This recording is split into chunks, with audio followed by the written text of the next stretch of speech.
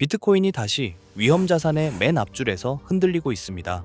관세 갈등과 중동 긴장이 겹치자 시장은 암호화폐부터 노출을 줄였습니다. 가격은 장중 63,000달러 아래로 내려갔습니다. CNBC는 이번 하락을 위험자산 회피 심리 확산에 따른 매도 압력 확대의 결과로 전했습니다. 인베스코 아시아태평양 고객투자솔루션 책임자 크리스토퍼 해밀턴은 이렇게 진단했습니다. 이번 급락은 암호화폐 자체 악재라기보다 전형적인 위험선호 심리의 재조정에 가깝다. 구조적 자금 이탈이라기보다 단기적인 전술적 위험 축소 성격이 강하다는 설명도 덧붙였습니다. 글로벌엑스 오스트레일리아 투자 전략가 빌리 렁은 포인트를 이렇게 찍었습니다. 비트코인은 글로벌 유동성 환경에 매우 민감하다. 시장이 무역 정책을 금융 여건의 긴축 신호로 해석할 경우 암호화폐가 가장 먼저 타격을 받을 수 있다. 즉, 이번 구간의 핵심은 코인 내부 이슈가 아니라 거시 불확실성이 위험 자산 전반의 포지션을 재배치시키는 흐름이라는 겁니다. 지정학적 부담도 겹쳤습니다. 도널드 트럼프 미국 대통령은 지난주 이란이 새로운 핵 합의에 응하지 않을 경우 향후 열흘 안에 군사 공격 여부를 결정하겠다고 언급한 바 있습니다. 이후 미국이 중동 지역에 군사 자산을 추가 배치하며 긴장이 고조됐다는 설명이 뒤따랐습니다. 이 조합은 위험 자산 전반에 공통으로 작동합니다. 비트코인도 예외가 아니었습니다.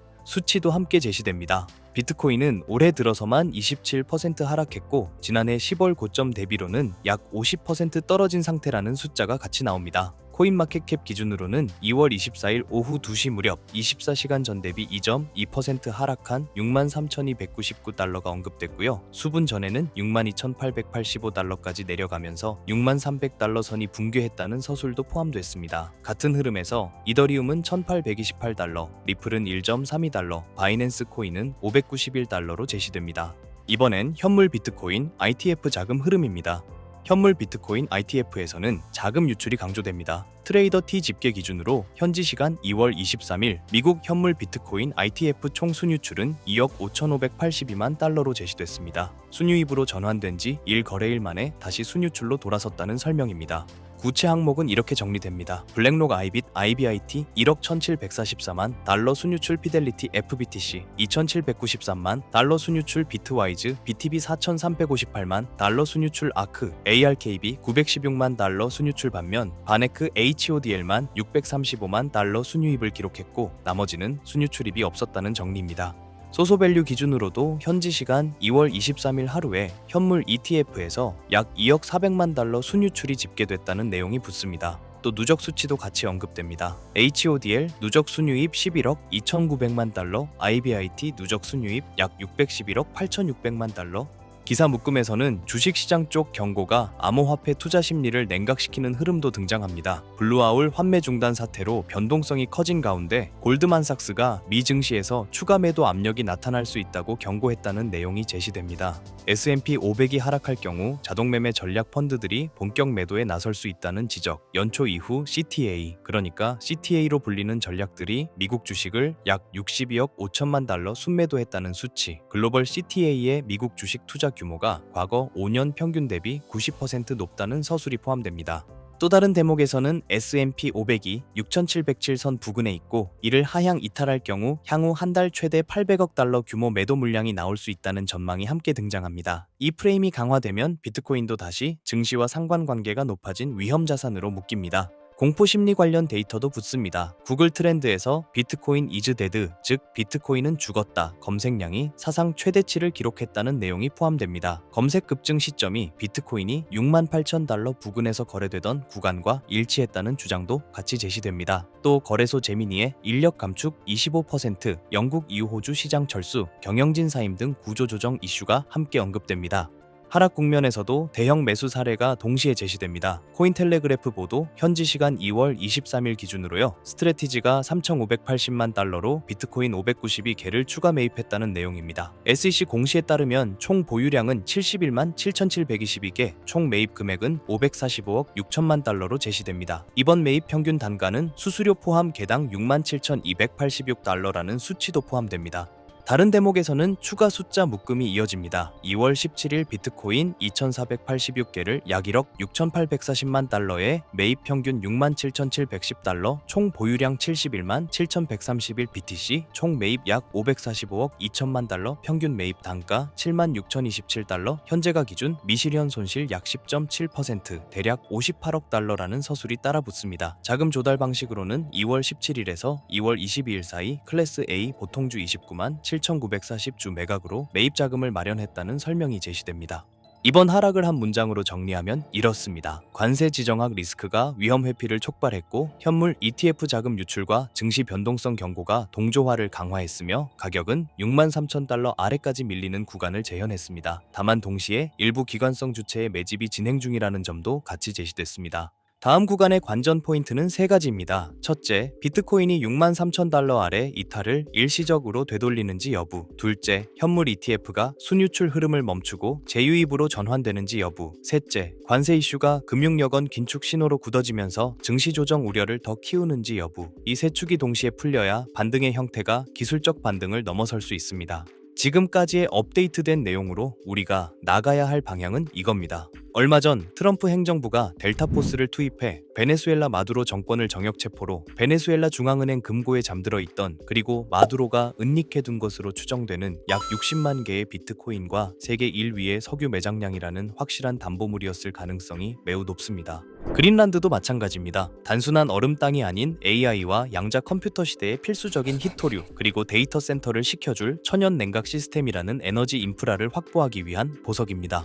최근 트럼프의 행보에서 에너지와 관련된 굵직한 이슈는 일론 머스크의 발상과 연결점이 있는데요. 최근 머스크의 인터뷰에서 이런 말을 했습니다. 미래의 화폐는 달러나 금이 아니다. 결국 전력량, 즉 에너지가 곧 화폐가 될 것이다. 지금까지의 화폐는 신용, 즉 미국 정부가 안 망한다는 믿음에 기반한 종이 쪼가리였으니 말이죠. 하지만 AI가 지배하는 세상에서 데이터 센터를 돌리고 로봇을 움직이는 건 종이 돈이 아닙니다. 전기입니다. 전기가 끊기면 AI도, 금융도, 비트코인도 멈춥니다. 에너지를 가진 자가 화폐를 발행하는 권력을 쥔다. 이것이 트럼프와 머스크가 꿰뚫어본 에너지 본위제의 본질이에요. 결국 이 모든 건 미국은 지금 달러라는 종이 쪼가리 패권이 저물어가는 것을 인정하고 에너지와 비트코인이라는 새로운 패권으로 갈아타기 위해 국가의 체질을 뜯어고치고 거라고 봅니다. 지금까지의 부자들을 보면 강남의 아파트, 맨해튼 빌딩 같은 부동산 RWA를 가진 사람들이었잖아요. 하지만 트럼프가 대형 투자자의 주택 매입 금지 행정명령으로 그 문을 닫아버렸어요.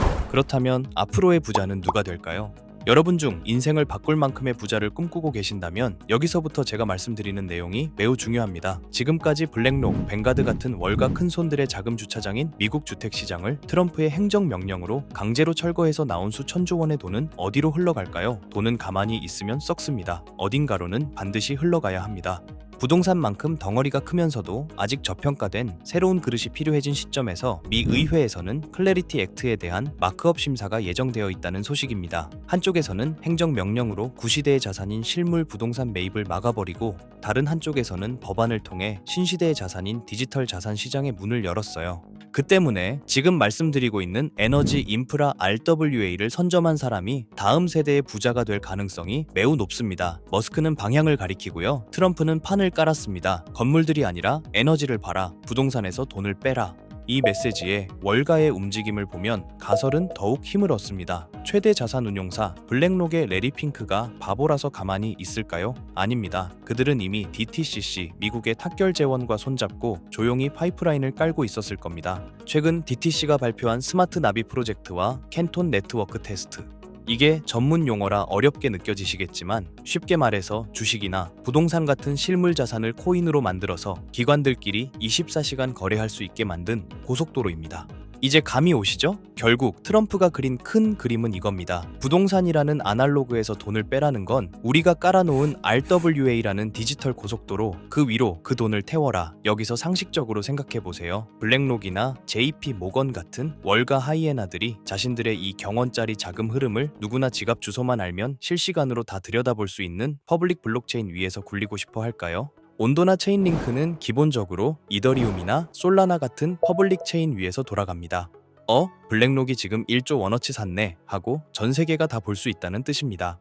기관 입장에서 이건 발가벗고 돈을 옮기는 꼴입니다. 자신들의 포지션이 노출되면 경쟁사에게 공격당하거나 선행매매를 당할 수 있는데 미쳤다고 그 길을 주력으로 쓸까요? 그러니 냉철하게 생각해서 혹여나 정말 혹여나 유튜브 조금만 검색해도 블랙록이 묻었다, 100배 간다 하며 너도 나도 추천하는 RWA 대장주를 들고 있으시다면 죄송하지만 장바구니에 온도 파이낸스나 체인링크 같은 코인들이 담겨 있다면 내려놓는 걸 권장드리겠습니다. 제 말의 본질은 기관 자금의 현금화 혹은 송금 목적으로 자금을 이동시키기 위해서는 반드시 퍼블릭 체인과 만나는 인터체인지를 거쳐야만 합니다.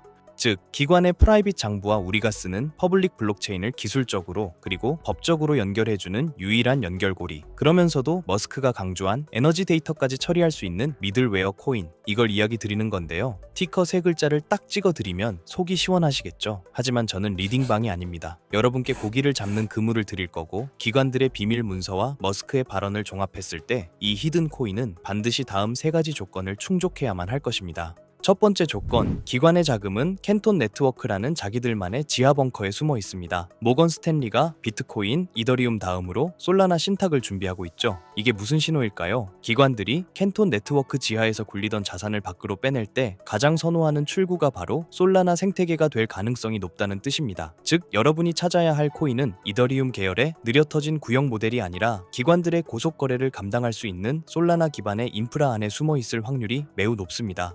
두 번째 조건, 머스크의 영수증이어야 합니다. 이게 진짜 핵심입니다. 머스크는 화폐는 전력이라고 했습니다. 그렇다면 미래의 RWA는 빌딩을 쪼개는 게 아닙니다. 발전소에서 생산된 전력, 데이터 센터의 컴퓨팅 파워. 이 무형의 에너지를 실시간으로 블록체인에 기록하고 토큰으로 바꿔주는 기술. 전문 용어로 디핀, 즉 탈중앙화 물리 인프라라고 하죠. 단순히 금융만 연결하는 게 아니라 에너지 데이터를 처리할 수 있는 오라클 기능이 탑재되어 있어야 합니다.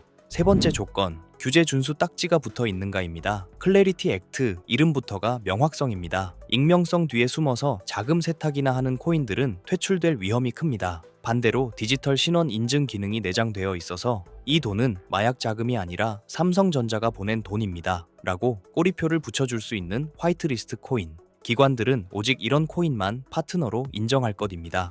이 세 가지를 듣고 아직 어떤 코인인지 감이 잘 안 오는 분들, 그래서 지금 그게 뭐냐고 여쭤보고 싶으셨죠? 하지만 제가 공개적인 유튜브 영상에서 덜컥 그 이름을 언급해버리면 어떤 일이 벌어질까요? 그 피해는 또 다른 일반인, 저희 구독자님들이 받을 수 있습니다. 다시 말씀드리지만 저 김도현은 이 채널이 구독과 좋아요로 커지는 것에 도움을 주신 구독자님에게 감사한 마음으로 도움을 드렸으면 드렸지 단연코 회원비, 멤버십 가입을 목적으로 연락드리지 않습니다. 이런 저의 선행을 반대로 악이용의 정보 공유를 빌미로 문자를 받아서 돈을 받고 알려준다는 식의 질이 나쁜 사칭 사기로 피해를 입으실 뻔한 분들이 있어요. 이런 범죄자들의 위험으로부터 간절한 도움이 필요한 구독자님들에게 정보가 잘 전달될 수 있도록 제가 직접 검토할 거고요.